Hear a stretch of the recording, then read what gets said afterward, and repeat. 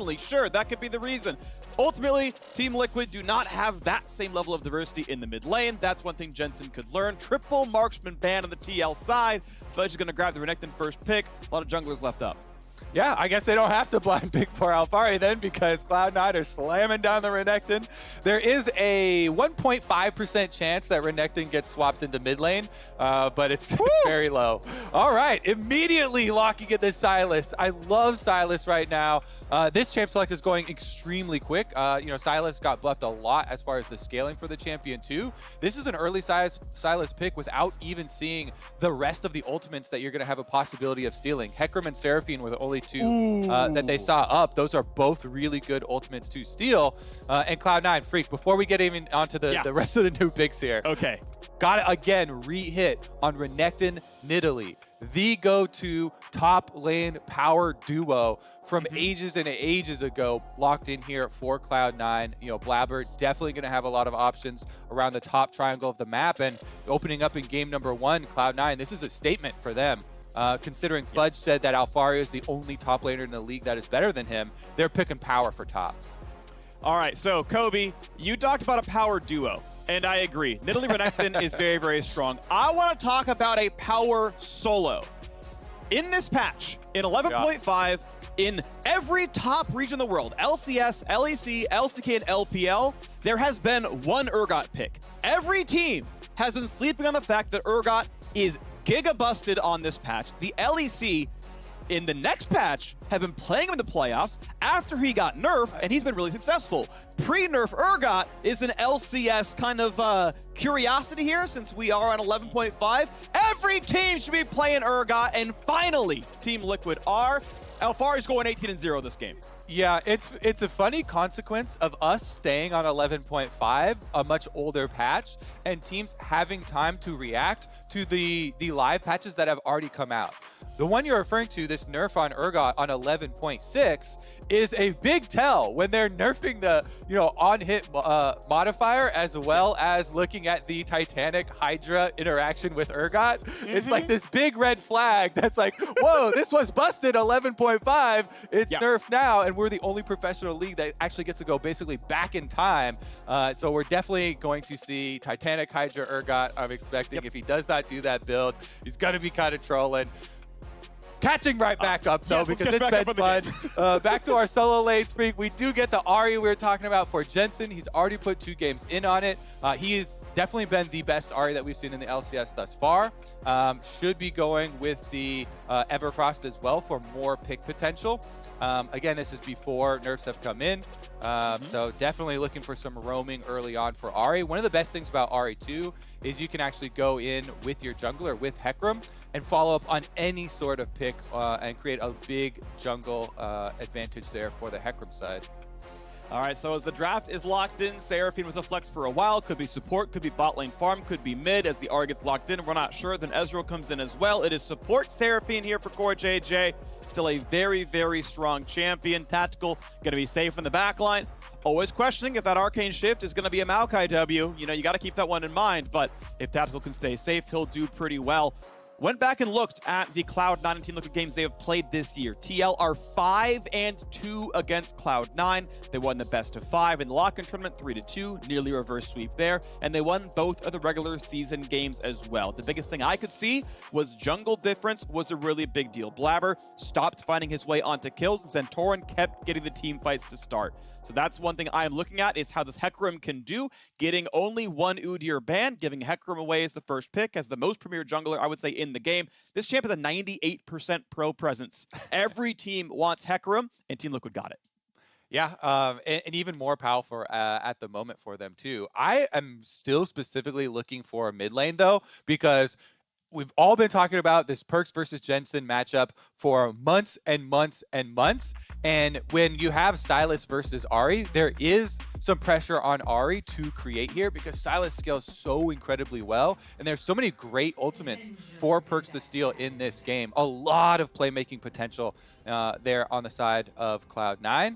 So I want to see if, they make some sort of, early attempt from the jungle to set up Jensen, make it easier for him to hit this charm. You can, Hecarim, knock Sylas back, get him closer, further out in the lane, as he is in the melee side of the melee range matchup and is going to need a little bit more protection, as we'll continue to see Blaber focus on this top side. We mentioned Renekton Nidalee. As soon as that is locked in, everybody knows that is an incredibly powerful duo. You can point and click CC, set them up for the Nidalee combination there. Yes. Even Urgot has to worry about that, who is usually very self-sufficient on the top side of the map. But I like what Cloud9 have done. They paired it with a bottom side that's really, really early and aggressive as well. Into an Ezreal Seraphine, this Kalista Alistar is going to have plenty of kill pressure. So Blaber's going to have a lot of work set up for him here on Summoner's Rift. Can play to either side of the map.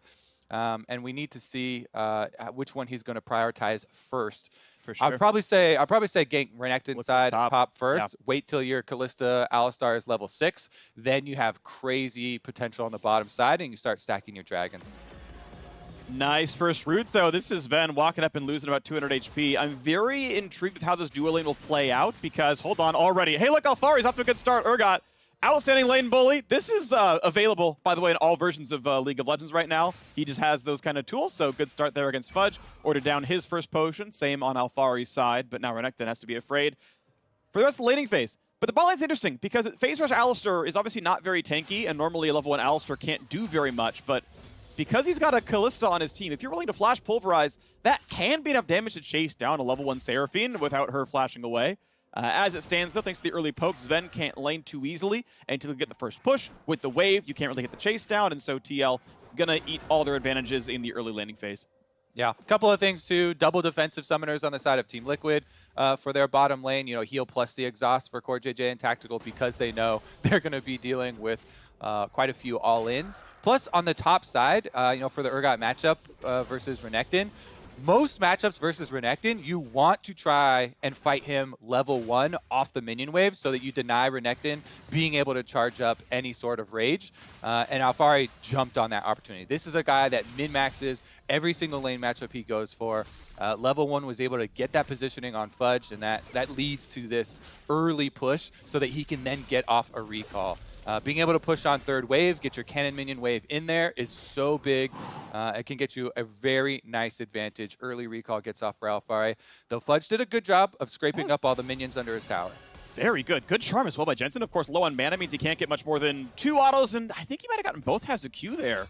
So, pretty good trading at the end there by Jensen. But yeah, so 15 to 13 CS how the first 3 waves went. Obviously, Alphari doing a good job of a very standard top lane tactic of get the third wave pushed in all together, get your full recall off. You lose maybe 1 CS on the way back. The wave's going to be at equilibrium. Don't worry about it. And allows him to, go through potions, be up the corrupting pot, and have lane priority. And Fudge, unless he wants to burn TP, cannot match that. And so now version 2 laning phase gets even better for Alphari. Definitely going to have my eyes on that one. Jensen doing great in mid lane. Says, if you want to go for that cast minion, I'm going to charm you. Has to back him off. 24 to 20 CS in mid. Nice recall stop for Jensen there. From Zven there. Means CoreJJ has to be late back to lane. And we get to take a look at the laning phases. Very small goal lead to TL overall. Yeah, the difference for a mid lane is that Perkz, with knowing that he has to play Sustain Wars in Sylas versus Ahri early on, the melee side of the matchup, has the teleport instead of the Ignite, which Jensen takes for the all-in for his, attempt at First Blood. So Perkz gets to teleport back out. And start pushing this minion wave, building up a slow push of his own to be able to crash into waves. And then you get an opening there. Early on for Sylas, it's not just Blaber that can move around. If he gets a little window there from mid lane as well for Perkz, can try and take that opportunity to go help out with, the Fudge Renekton side as well. That would have been a couple hundred damage there on a Jensen. He sidesteps away just in time to not land the Abduct, and ultimately going to be okay with that. You see now how much of the CS is able to collect back up. Still going to have a 2 CS lead. Fudge takes some damage, but surviving just fine up there. Blind pick Renekton. Again, definitely a strong pick overall. Whether there's a very small laning deficit, has gotten his first recall off as well. So cloth armor and boots going to make that laning phase less abysmal. Jensen might find his way onto Perkz, but without level 6 in either case, might be hard to find the engage. Santorin's here, going to be jumped on. Perkz is forced to flash as he was on cooldown. Nice done by Santorin, trades Ghost for Flash. And what Perkz did with his opening on the two-wave push we were talking about, he went bottom side to clear out that vision. There were 3 wards from Team Liquid down there. He cleared those out and placed his control ward, but then move up a little bit towards the top side of the map and allows, Santorin gets in there with a good exchange. Ghost for flash. Vulcan trying to come even the terms here, but there's no risk for Jensen. Yeah, Vulcan not willing to flash headbutt pull. Probably wouldn't have been lethal damage anyway. Would have taken 3 turret shots, so it says, never mind, we're done here. Out we go. Blaber gets a control to make sure he is safe as Fudge is 6. This is the timing. This is the gank timing. Alphari should not be 6 in time. Get the big stun. Get the combo off. Here he goes. Pops it. Gets the stun. Big damage in from Blaber. Can they deny level 6? Yes, they can. That is how you coordinate a top dive. But be careful because Santorin's back. But he pulls in Blaber, not Fudge. He auto-attacked the wrong champion. And Fudge may have died otherwise, but Santorin cannot turn it around. Oh, he really wants to get something out of it too. Can't get anything here. Alphari will teleport right back out and not lose out on the minions. But again, Renekton Nidalee, every time you see it locked in, you know this one is coming. Blaber heads up there after showing mid as well. So really good timing right before Alphari can get level 6 off that minion wave. Here's what you're talking about as Santorin actually knocks in Blaber. And instead of Fudge, doesn't get him into the tower range with his ult on, would have been able to probably get lethal there.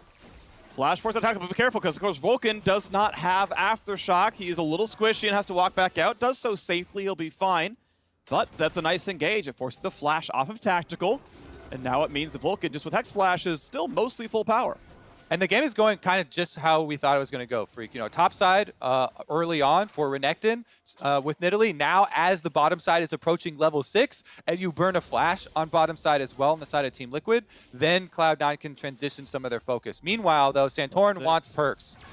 Can he find the way out? Gets to steal the Hecarim ult. He gets dove anyway, and it's going to just be enough, but he gets the trade kill. Perkz making the best of a bad situation, turning one around. Yeah, he does get a trade kill. He's going to lose out on a triple stacked wave, though. Jensen, he's going to greet for the turret play. Blaber! Flash auto, red buff should be enough. He's going to walk at the poor guy. The flash, Blaber, aim it well, aim it well. Nice sidestep by Jensen. Blaber's going to jump in. That's a bit too much. Blaber greeted for the kill, lost the wave as the punishment. Gets a flash out of it, but nothing else. Oh my goodness. This one is coming in pretty hot here, Phreak. They do get the kill onto Perkz, so Jensen gets that cap in his crown right now, does get the first kill. Counter kill going over to Sylas, though, even with the big wave lost, is decent money for him. So it's a very small +1 there on the side of Team Liquid, considering Jensen also had to flash due to Blaber's chase down. But here's another look at it. I like Perkz' immediate reaction to steal the Hecarim ultimate. So critical there.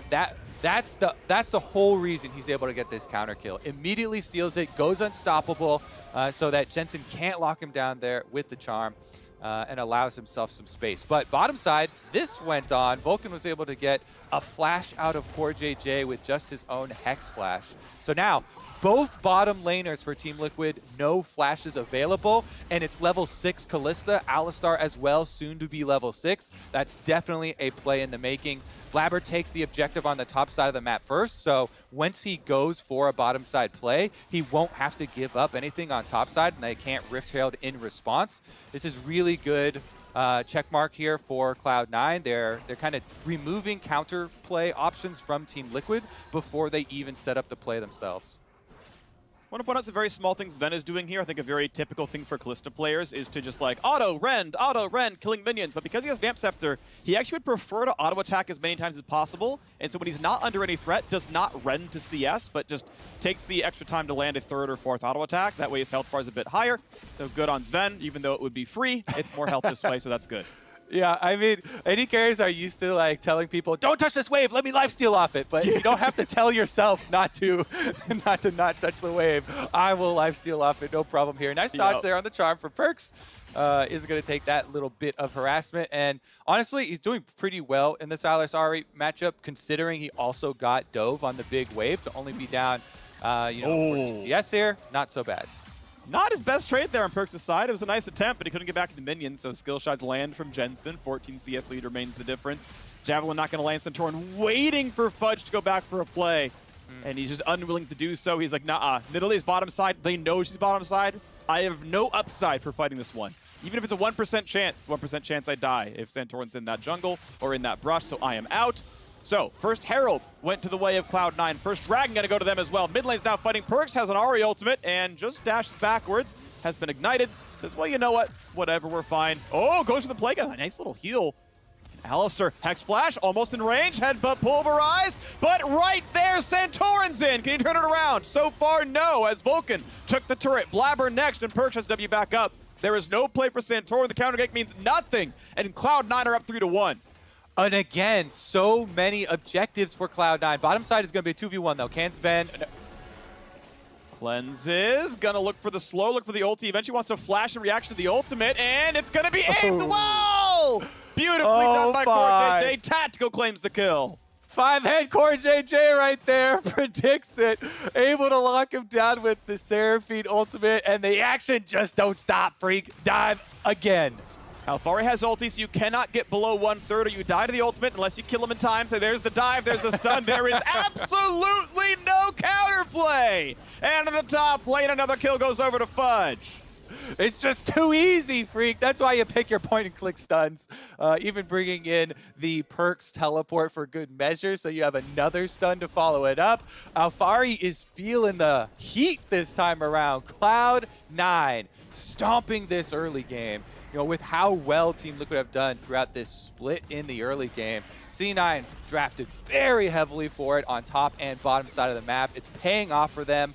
Blaber's jungle brain really doing work as well. I mentioned how he takes the Rift Herald topside first before transitioning down to his Kalista Alistar lane. That blue flashes by themselves. So even though in that play when Santorin's hovering in the brush on top side, not only does Fudge know not to go aggressive there, but there's no objective for them to get on the other side of the map either. Here's Perkz with the bait. They just heard the dragon go off, and you know that it is split map right now. So Jensen walking a little bit far up with no more charges on his ultimate is definitely greedy, and C9 don't hesitate to punish him. Cloud9 keep up the pace as well. When they're at their best, Cloud9 is a full court press team. They make play after play, and after getting an advantage in mid lane, they then use their teleport, man advantage from mid lane for Perkz to go take that, extra presence from diving mid lane to the top side, take it the entire tower with the Rift Herald, and just blow this game wide open. Really impressive stuff, getting the mid and jungle out on the map. Of course, Vulcan's done the same on support, and this is what you expect out of a Seraphine support, of course, right? She is a late-game champion. The shields are gigantic, the AoE crowd control is better than Alistar's, but she's not that same kind of a roamer that a Hex Flash, Headbutt, Pulverize can bring to the team. It's just not going to do that same kind of stuff. So, Team Liquid hoping the end game can get here, but right now we're just Infinity War, and I mean, right now it's another kill to the top side. Alphari, the ult's not going to matter. Perkz brings it to him instead and says, thanks, buddy. I'll take that execute. Get Perkz a window to roam from mid. Unlock Perkz as often as you possibly can from mid. Blaber was holding mid right there for that extra wave. He goes up top side. Another kill onto Alphari. This is the first time in the LCS that Alphari has started with this terrible of a start. 0-3, tower dead, all before 14 minutes, all turret plates taken. And Cloud9 doing such a good job. It really feels like the prep coming into this one. They've stored up a lot of that energy from the regular season. Losing both regular season games, losing the best of 5 in the lock-in tournament. They definitely came to play here. They don't want to let history repeat itself.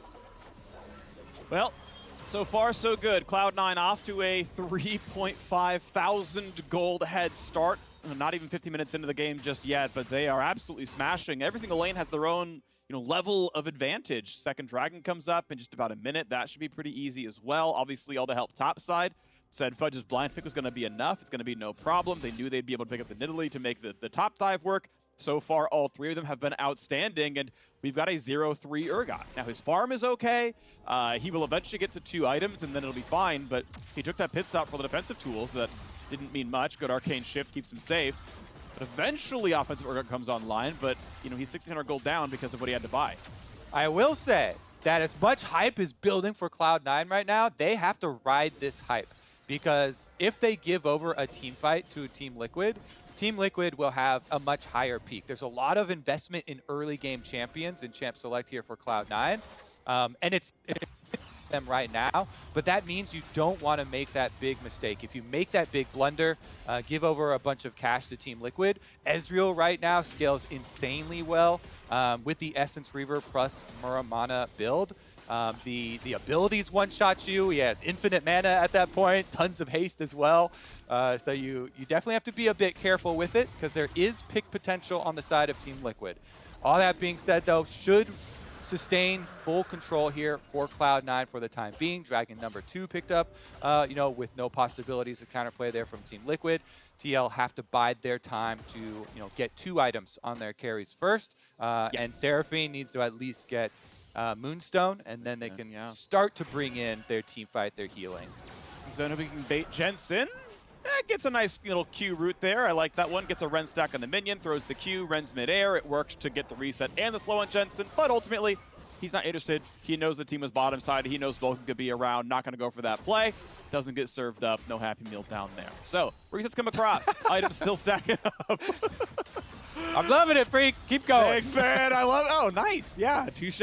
All right, we'll see who wears the crown at the end of the series, but it's so far looking like Cloud9 as Tactical gets rooted, jumps back. Perkz not going to quite chase any farther. Doesn't have teammates nearby, and the bottom river was all Fog of War.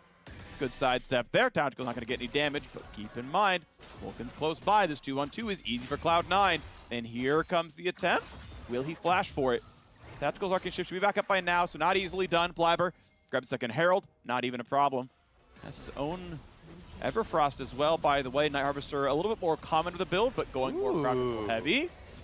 Honestly, I like it. With Cloud9 opening up the map so early, having another Everfrost, Nidalee has so much mobility. Yeah, Tactical can get the small win there on the Q on the Raptor. But honestly, I actually am kind of hyped for this Everfrost Nidalee.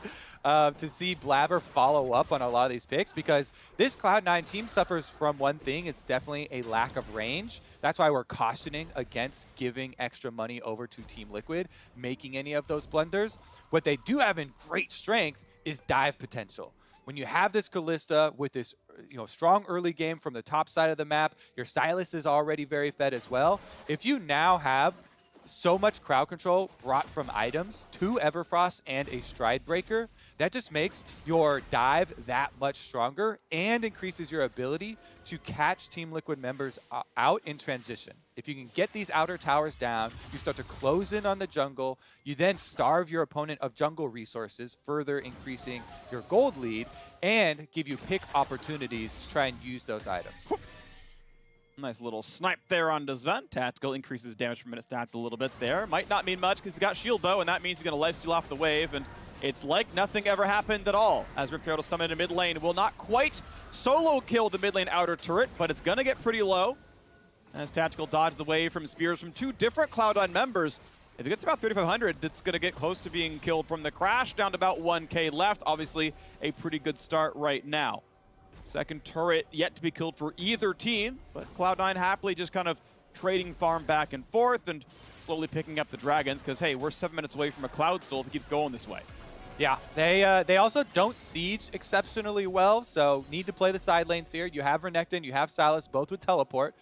So push out your side lanes, then contract again towards mid to get this outer done. They do have some setup on Dragon. Here we go. Fear comes across. Blaber going to find himself a single root in the stun as well. Santorin cannot survive. And Fudge stride breaks 4. Gets a single stun. Charm hits only one champion. And the tower dive comes in for Cloud9. 2 for 0 to start. Cannot quite find the rest. True shot barrage nearly lands thanks to Perkz. But Blaber is still on the hunt. Can he find the skill shots? Not just yet. They're going to take down mid lane outer turret just like they wanted to all along. And now it's going to take away some camps and get that gold lead a bit higher. Expertly done by Cloud9. You expand to push your side lanes with your split pushers, but as soon as you draw Team Liquid out, immediately contract. Go for those engages. The Stride Breaker, these CC items we're talking about for Cloud9, Fudge has a perfect one. And guess what? Zven doesn't hesitate. he flashes over on the Kalista. So here's the start C9 we're waiting for. Vulcan immediately counter-engages after they get the first kill. Fudge over the top. Zven, look at him. He throws over Vulcan and immediately flash follows so they can get the extra kill, continue on with the dive, and continue to snowball their lead. You can see the turrets getting lower now. Top lane tier 2 at about 5%. 2 of the 3 camps got taken away from the top jungle. At least Krugs were left up for Santorin there. Maybe they hadn't spawned yet, I'm not sure. But Cloud9 taking the safe recall, making sure they are back on the map in time. It's 20 seconds till Dragon. You've all got to be ready to make sure Dragon number 3 goes your way. Don't greed the one wave and give away a Dragon and increase the chance for a comeback. Nah, just kill Jensen where he stands. Oh, this man is dead. The turret's not going to save you. Here you go. Ooh, good flash. Flash pull was a bit much though, Vulcan. They're not here to follow around. That was a bit greedy. Yeah, who cares? I mean, he's like, I'm phase rush Alistar. Let's go. He wants the follow.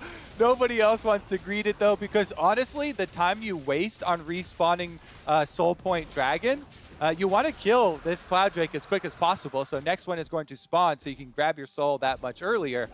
They are working against the clock here for Cloud9, so they don't want to go chasing around Jensen. And even with phase rush on Alistar and Vulcan knowing he can follow for the stun, nobody else overextends their C9 will take the objectives that come to them. Bottom lane now going to be the last outer turret to fall. Cloud9 have taken all 3. This is the stage where you really get to see them shine.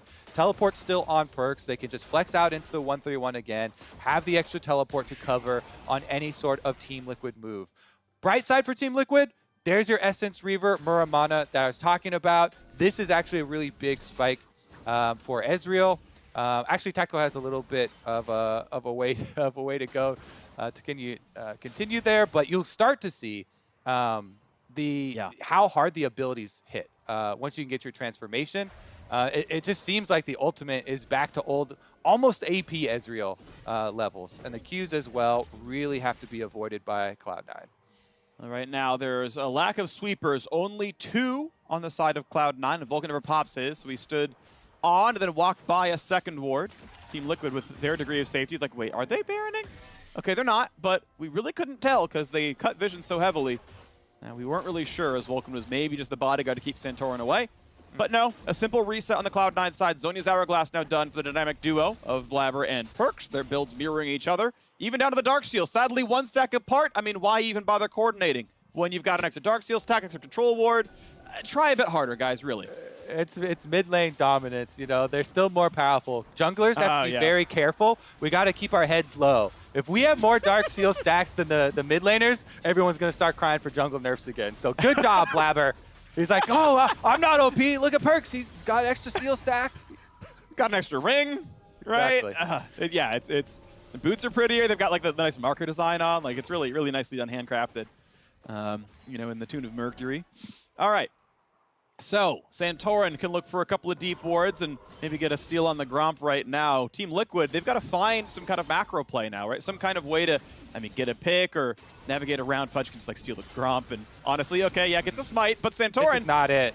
by waiting for it, gets headbutt pull, javelin, he's ignited. Hey, look, Perkz is here. Thanks for the kill, buddy. I've got the ult for later. All right, Ahri's on the runaway. Nice, yeah, get out. Gromp steal is not the play, Phreak. Where you're like, they got to find some type of play. Solo Gromp steal, not worth. That's going to give over Baron to C9. Perkz is also Hecarim. Just depends on how much he wants to lose his life. Eats the honey fruit, but he's down to 1K. Has to be respectful. No smite available on TL. Vulcan over the wall. It's actually the entire squad going in for the play. Fudge getting a bit low. You cannot stride breaker walls, I am 99% certain. So Fudge is going to lose his life, but smited to 1 HP. A miss smite, but a kill in the end. Cloud9 trade ultimately 1-for-1 and get themselves the Baron. It's always funny to me when people are like, oh man, it's unlosable, this Baron with the Rend and Smite. But it's not like you get guaranteed combo on your Rend Smite, Phreak. Like, it's 2 people coordinating, and you're like, all right, Rend now! And sometimes you get situations like that. But yeah, it definitely is a big boon. The smiter, I feel like, should always smite first, Rend is, and then Rend after. But yeah, honestly, they still get the Baron, even though they give over Fudge as the distraction counter there for Cloud9 over the top of the wall, and does give his life. for the cause, but Cloud9 now wearing purple. Let's see if they can actually break inside the rest of these secondary turrets. Again, they don't have the greatest siege, so they do have to have strength in numbers and look for possible dives and CC chains. Here's another look at it. Fudge, he dodges that Urgot ultimate, so if you're able to dodge that ultimate and he buys more time, that's what allows them to actually finish the Baron. If he had not dodged that ultimate, immediately got sucked in by Alphari. Very different scenario. Has an Ez ult now as well. Nice sidestep by Tactical, by the way. Got away from the abduct. So ultimately didn't have to get comboed down because might have just died from full health if Perkz landed any of the CC. The Everfrost, I think, was actually what he's leading with. But ward goes down. They were right that Cloud9 was there, but that's just 15 gold handed over and says, okay, we'll just leave the brush, whatever. It's still ours, no big deal. Bot lane now under fire, and there's an attempt to defend this one. We'll see if it's going to be enough. Honestly, you can see Alphari is like, yeah, no. It's Baron buff. Tier 2's yours, see ya. We'll defend something else down the line. 8,000 now the gold lead on the Cloud9 side. They are well and truly running over this game. I mean, Jensen doesn't even have teleport. Yeah, so Jensen has to do a full recall to get back here. They get a big chunk on the tower and go for it. Big Ez ult's going to hit 3 champions. It even tagged Jensen the backhand side, so nicely aimed. Easily able to walk away from Tactical as well. Perkz holding on to the appropriate cooldowns. Can't quite find the Q poke, but ultimately Team Liquid are able to defend. As the Red Bull Baron's still on for 45 seconds. Cloud Soul is there. I like the shot calling by Cloud9. Push in, don't overextend, don't go for too big of a dive, and then just comfortably fall back to the Soul with no one around you. No chance to steal. Yeah, full fog of war, no way to lose this one. Good job by Cloud9. You can even save your smite if you wanted to. He doesn't. Fair enough, don't need to. End of the Baron is going to time out here. Again, Team Liquid, they're waiting for this perfect counter engage opportunity, but Cloud9 don't, have to risk anything. So getting a full reset off with all of the money that they just got. We now have a full Bloodthirster completed on Zven as well. Nice 3-item power spike for this Kalista. He is huge. It will take a gigantic effort to take down this Kalista, considering all of the bruisers and crowd control that's running around in the Cloud9 team fight around the Kalista. It really does feel like this is going to be the push for Cloud9. They did weaken bottom side tower. They're not split pushing to bottom anymore. It's just the 1-4 with mid pushing and Perkz gaining the minion wave on top side. So the extra little bit of damage on that bottom side tower not really going to come into anything, but Cloud9 can still have a full stranglehold on both sides of the jungle. Continue to push out on top and mid, and then look for these pincer moves. Okay. 5 kill difference, and yet the game is so much farther apart than just what that would kind of imply to you. Cloud9 have been running away with this the entire time around. Alphari has never had 3 deaths at 15 before. This is literally a record set for this year because C9 was able to get 3 dives off successfully topside pre-15 and just set him so far behind that he's just not been able to have that same impact on this game. Honestly, Cloud9 doing really, really well to play around Fudge the exact right amount. The exact 3 ganks he got, alternative kills. Every time Santorin went up there, Fudge played far enough back that he wasn't a target. And everywhere else just kept getting farther and farther ahead. Yes, here we go. Will there be a bit of a dive? Perkz is going to be rooted. Is there a turn? Not onto him, though. Mid under fire. Charm does not matter on Alistar. Ults in. Headbutt pull comes across. The fear. They're going to try to knock down the horse, and they will pick him up. The charm, the root, a lot of damage coming across, but not enough follow-through. Cloud9 get the 1 for 0 and the turret. Dive number 1 successful. Rinse and repeat here for Cloud9. Push out all of the waves. Look again. There's no more secondary towers. Next step will be the inhibitors. Okay. Right now, not even many resets. There's a few, actually. Looks like everyone is going to be heading back to base. Perkz says he doesn't have anything else to buy. Maybe a second NLR would be around, but going to take the Wolves instead. Baron is the next setup. We are 1 minute away from Baron spawning, and everyone's recalls are done except for Zven. He greeted out for the chickens. Fair enough. It is going to get him a BF sword.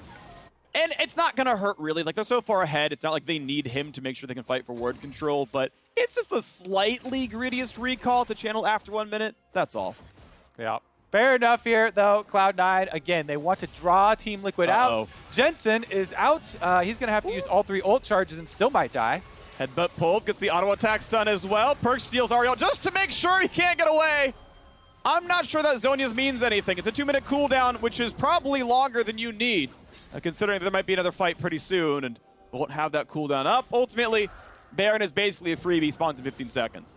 I mean, at this point, Team Liquid, they're just like looking pretty doomed at the moment. So it feels like they're getting a bit lazy with some of these overextensions. You know, Jensen, even with Ahri ultimate and Flash, can't push out a side wave up towards Baron, and that's just going to mean Cloud9 don't even have to turn off this Baron. They were going to try and start up Baron, you know, look for the engage again, but they don't have to. With the kill there onto Jensen, he won't be around, and the only thing they have to worry about is this a little bit early on the Ezreal ult. So, yep, and you love to see that as Cloud9. You're like, this is like the happiest Ezreal you've ever seen. It's like, okay, it's down. It's absolutely free. Smites at 3,000. Ren's at 1,500. Cool. Yep, I like that. Kobe, you called it out earlier, right? The early smite. Just let the Kalista time it. Well done. All right, here we go. Cloud9 wearing purple and tactical. Well, he arcane shifts, he sidesteps. A good route by CoreJJ slows down Fudge, but it's a cloud drift. That man runs fast if you don't auto-attack him, and he's dodging every single skill shot. He still runs fast. No dive. Back to the base. They zone him off the mid wave, though. Cloud9 usher up that mid wave, and that's going to be this tower taking a beating. Team Liquid have to make the last stand now. Charm gonna land, saves cleanse, headbutt pull, hits 3, no re-engage. Uh-oh. Nice pullback there, saving Alistar away from Alphari's engage. And now the re-engage could be enough. Alphari does knock down Vulcan in the end and stays alive. Hecarim dive into the back line, but can't get enough either. A pair of shutdowns go over, and Team Liquid losing only a turret. Get a lot of gold back off that dive. They make it happen. The miracle stand, Phreak. Cloud9 can't get the inhibitor. They can't get inside the Team Liquid base. Jensen sets it up going in there with the charm on Ahri, but it's really about the Seraphine ultimate over the top from CoreJJ. Even though Alphari can't get his ultimate on Urgot and, you know, get the fear off the first kill, they still are able to take him down. And Perkz going right back in on Sylas, add the extra money over into Team Liquid's pockets. Here's another look again. Big knock up there from Vulcan, but they're all grouped up, and you can see CoreJJ positioning here for the big Seraphine ultimate into the Ezreal ultimate right over the top, then layered on the Hecarim Fear, and the rest of Cloud9 not in position to even do damage as Perkz goes right back in. So big stand there from Team Liquid. It's very late in the game. We were cautioning earlier maybe about giving some money and a team fight over to Team Liquid. Yeah. But honestly, it's been so far, so deep into the game that there's not anything really for Team Liquid to take in the aftermath. They can try and set up for this Elder Dragon. Yeah. And that is going to be the hope. This is always the hope of your last stand teams is your Elder Dragon fight. Maybe you can steal it. Maybe any team can win a fight if you steal an Elder Dragon buff. Yeah, TL did everything they could, right? They got the 5v3 on the map. They went and immediately took control of the bottom river. They pushed down the mid lane wave. They said, okay, this is our chance to set up. But they know they're still down 10,000 gold. They know the items are not close. Pretty much every member has an extra completed legendary. And that means when Cloud9 walks back into mid, TL, vision or not, realize, well, they can just bully us off. We can't just take this fight for free, but maybe while you're hitting the dragon, we can try, but Santorin's getting bullied off. This Rend is free, and now with Elder Dragon on, TL took too long to choose to fight. The charm might land, but the one from Jensen won't, and it's not going to matter. Vulcan to the back line. Double kill already for Perkz. Zven's going to throw in Alistar for a bit more. Easy dive comes across, already 4 kills. Alphari left alone. He's going to drop as well. The Bud Light A's for Cloud9, not a problem. 15,000 gold and a game 1 win goes the way of the underdogs you might consider as Cloud9 will take down Team Liquid the first. Cloud9 heard you were talking about early games, so they slammed down Renekton, Nidalee, Kalista, Alistar, and they steamroll that early game. Big stuff in the opening game of the winner bracket finals. Cloud9 with an emphatic W to start